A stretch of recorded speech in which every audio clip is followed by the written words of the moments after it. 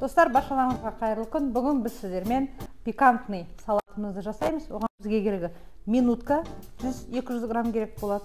Болгар бұрышы, қызыл және сары, шампиньоны, грибы, пияз және корнишоны, соленый огурцы керек болады. Салат жапырақтары керек болады, кунжут керек, соя тұзығы, тұз, бұрыш керек. Болгар бұрышын әдемілеп тұрып турап аламыз қазір.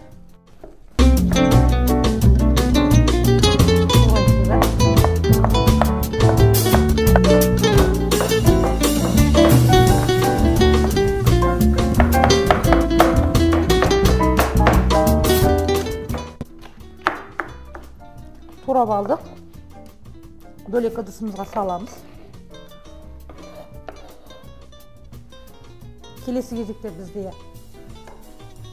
тұз алған қияр,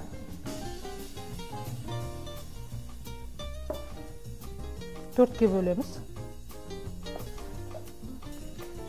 Бәрін бір ыдысқа саламыз.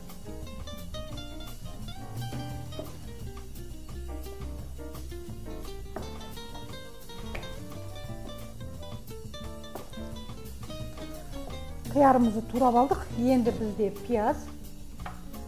Келесі кезекте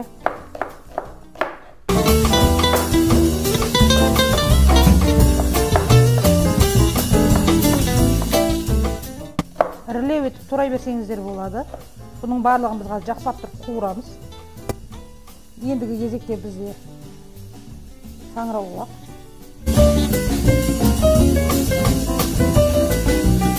Тазалап алдық. Балы енді тураймыз. Ірілеу. Достар, көріп тұрғандарыңыздай барлығын әдемілеп турап бір бұрышқа дайындап қойдық. Енді бізде ет қалды соңғысы. Етімізді турап алып, қазір жақсылап тұрып қуырамыз. Енді минутка. Минутка дегеніміз ол 5-7 минуттар қуырылған кезде дайын болатын еттің бір түрі.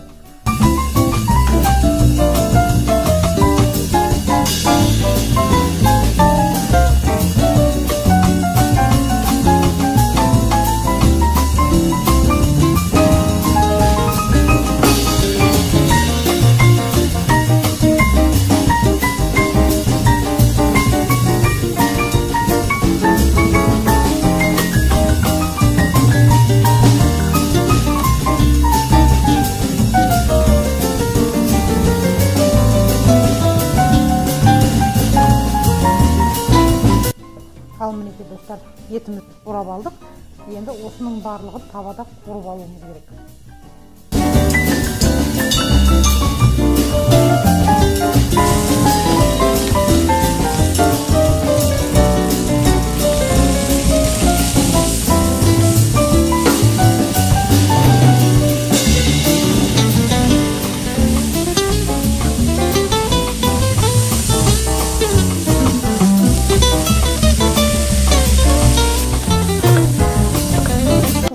Етімізді жақсылап тұрып, шампиньон жаңа саңырауқұлағымызбен, пиязымызбен қуырып алып келді. Мен соя тұздығын қосып, енді қалған ыдысымызға саламыз барлығын.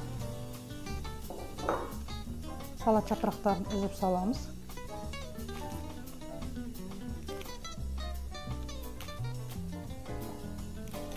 Соя тұздығымен тағы да араластырамыз. Аздап құйсаңыздар болды. Өйткені қатты ащы болып кетуі мүмкін.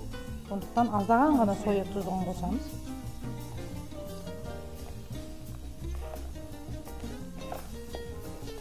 Қыздар, байқағандарыңызда жақсылап тұрып араластырып алдым. Енді ыдысымызға саламыз. Бұл бізде көктемгі салаттардың қатарынан табылады. Етке қойылатын салаттардың бірі. Мінекей. Ең соңғысы кунжутты бетіне себеміз. Көріп тұрғандарыңыздай небәрі 5 минуттың ішінде дәмді салатымыз дайын болды. Лайк басып, подписаться етіп, комментарийға келесі жолы не дайындап бергенімді қалайсыздар, жазып кетуді ұмытпаңыздар. Астарыңыз дәмді болсын.